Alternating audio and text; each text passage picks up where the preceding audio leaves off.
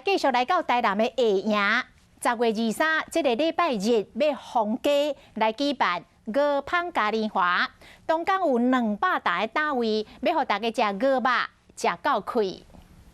由台南市政府和下营商圈各特色店家共同举办鹅乡下营商圈嘉年华活动，会伫咧23号6日上场，14号会知影市府特别举办记者会，用鹅肉的点心做主题，将下营名产鹅肉加入在地美食。我们是第一次尝试封街。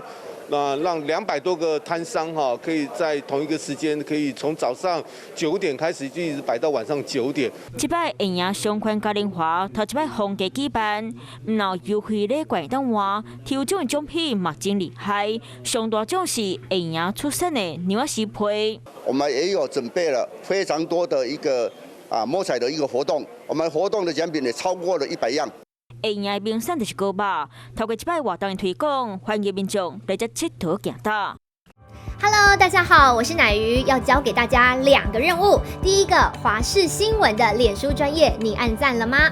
还有华视新闻的 YouTube 频道，赶紧订阅起来，还要记得按赞，开启小铃铛哦。